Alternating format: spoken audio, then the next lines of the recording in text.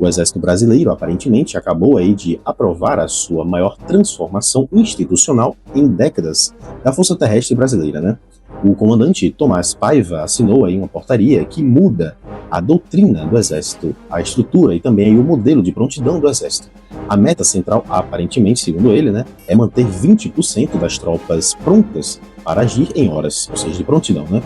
E não em semanas, né, não em meses, como tem alguns casos aqui no Brasil, em horas. E acho que essa decisão é correta. Mas acho também que ela deveria ter sido tomada aí há pelo menos 20 anos, né?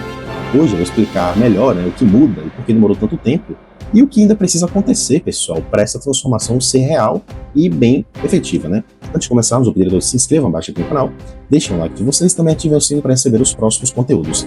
Eu sou o Léo Davis e vocês estão na Esfera Militar. Se quiserem também deixar um comentário abaixo, por favor, peço a todos de forma respeitosa, né, os comentários aí para que a gente mantenha um ambiente sempre de debate, tá, pessoal? Então, vamos ao vídeo. Por décadas, o Brasil operou com um modelo de defesa que eu chamaria de defesa de museu. Um exército construído para uma lógica de mobilização lenta, aquele modelo de, se vier uma ameaça, levamos alguns meses para reagir. Esse mundo não existe mais. O diagnóstico dos próprios exércitos é direto. Os conflitos contemporâneos são marcados pela aceleração tecnológica e também pela proliferação de sensores e sistemas não tripulados. Drones, inteligência artificial e mísseis de precisão mudaram a velocidade da guerra. A Ucrânia mostrou isso de forma crua nos primeiros dias da invasão russa. A velocidade de reação foi o que definiu a sobrevivência de todo um país. Unidades que estavam prontas conseguiram conter o avanço inicial, as outras simplesmente não chegaram a tempo. Bem, aqui eu vou dar minha opinião com um pouco mais de clareza. O Brasil não precisou da Ucrânia para saber que esse modelo estava errado. A gente precisa disso, desde os anos 90, desde o fim da Guerra Fria, e mudou completamente a lógica, dos conflitos aí regionais. Desde que a Venezuela começou a sua desestabilização progressiva, vamos dizer assim, desde que ficou claro também aí que o narcotráfico transnacional opera, com a capacidade aí de fogo e organização, que acaba rivalizando às vezes com forças militares convencionais. O Brasil foi adiando, vamos dizer assim, essa conversa por conforto, sinceramente, é a única explicação. Por orçamento também, claro, um pouco, mas ali mais por conforto. E por uma ilusão também de que aqui ninguém nos ataca, vamos dizer assim. E o mundo foi mudando, enquanto a gente dormia, e mudando até um ponto em que a gente está hoje. A América Latina virou um alvo aí de vários países. Alvo geopolítico, alvo econômico, e o Brasil está no meio disso tudo aí, como a gente já sabe. A nova política, formalizada aí pela portaria de abril de 2026, institui que 20% das tropas deverão manter elevado grau de prontidão.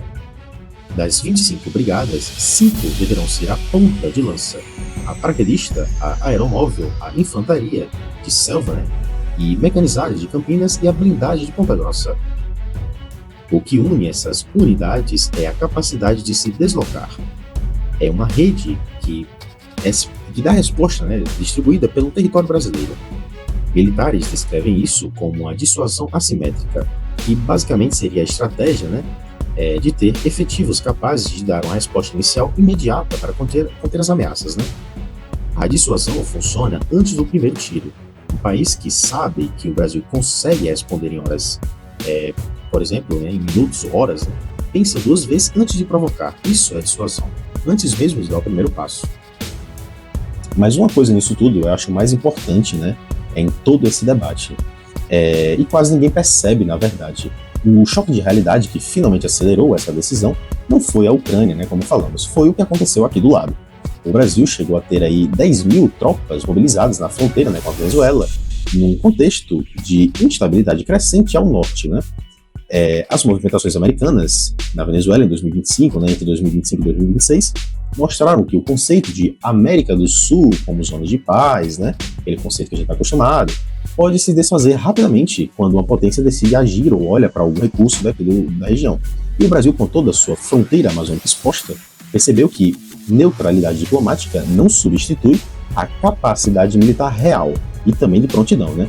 Você pode ser neutro no discurso, não tem problema, mas precisa ter o dente para que alguém respeite essa neutralidade, senão não adianta de nada. Você é neutro, beleza, mas se alguém atacar você continua sendo neutro, isso não existe. Então, é o que o Brasil está percebendo. Eu acredito que já deveria ter percebido há muito tempo, acredito que vocês também concordem, né? A transformação vai além da prontidão, né? A política define também 8 capacidades essenciais, e no centro de tudo isso, né, está a tecnologia. Um batalhão específico será criado no comando da aviação do Exército para operar drones, né, de categorias mais avançadas. Isso não é um detalhe operacional, né? É uma mudança também de mentalidade. O soldado do futuro opera sistemas e processa informações em tempo real. A guerra moderna se vence no campo da informação. A lição que o exército brasileiro absorveu é bem clara aí nessa situação toda. Forças menores, mais ágeis e tecnologicamente superiores conseguem sim, no mundo de hoje, segurar exércitos numericamente maiores, né, que é o que estamos vendo na Ucrânia. Quantidade sem qualidade é apenas um alvo maior. Mas aqui vem um problema que eu, como entusiasta do meio militar, não posso deixar de mencionar, porque seria desonesto da minha parte não falar. Tudo isso custa dinheiro, pessoal, muito dinheiro. E o Brasil tem um histórico aí bem ruim, né, de planos militares ambiciosos e depois cortar o orçamento, quando aperta, enfim. Já aconteceu com o submarino nuclear, né, já aconteceu com foguetes VLS, já aconteceu com projetos de blindados, por exemplo. A pergunta que não está no documento do general Paiva, mas que precisa estar na cabeça de quem decide o orçamento, é: o Brasil vai bancar essa transformação por 10, 15 ou 20 anos seguidos? Ou vai ser aí mais um plano, né, que dura até o próximo contingenciamento, né? Então, é bem complicado, né, porque a prontidão não se mantém com um decreto, né? Se mantém com investimento contínuo. A prontidão, já está falando, prontidão, você tem que estar sempre pronto. Então não adianta, né, não é só um decretinho ali, soltou verba, não, tem que ser algo contínuo. O próprio documento reconhece que a demanda global por materiais militares supera a capacidade produtiva. O Exército já encontra dificuldades até para renovar o estoque de munições, por exemplo. E o Brasil precisa produzir aqui o que precisa também se defender. Então, mísseis, drones, é muito bom que consigamos desenvolver, né, nacionalmente. A Ucrânia passou anos esperando autorização de fornecedores para usar armas que já tinha comprado, por exemplo. O Brasil não pode se colocar nessa posição. O Guarani, o Astros, o Mansup, cada um desses programas nacionais é uma pólice de seguro, né, contra o veto estrangeiro na hora do que mais importa mesmo, né? O desafio é transformar esse conhecimento todo em uma linha orçamentária protegida. Mas, pessoal, o Brasil finalmente, né, está tendo essa conversa certa, né? Prontidão real, doutrina moderna, base industrial nacional, capacidade também de resposta em horas, né? Coisas que não era se falado há muito tempo, né? Tudo isso é o que um país de tamanho e importância geopolítica do Brasil deveria construir muito antes, né?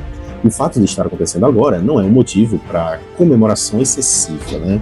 Não vamos ser muito otimistas nesse caso. É motivo para cobrar que dessa vez vá até o fim, né? Sem interrupção orçamentária, sem descontinuidade do governo, né? Sem o Brasil repetir o erro histórico de montar o projeto e depois largar, né? E você acha que dessa vez o Brasil vai aí ter a consistência necessária para levar essa transformação de prontidão até o fim? Ou vai repetir aí o padrão de sempre, né, e deixar passar? Deixe sua opinião aqui nos comentários, né, sempre de forma íntegra e respeitosa, por favor, pessoal. Então é isso, pessoal. Até o próximo vídeo.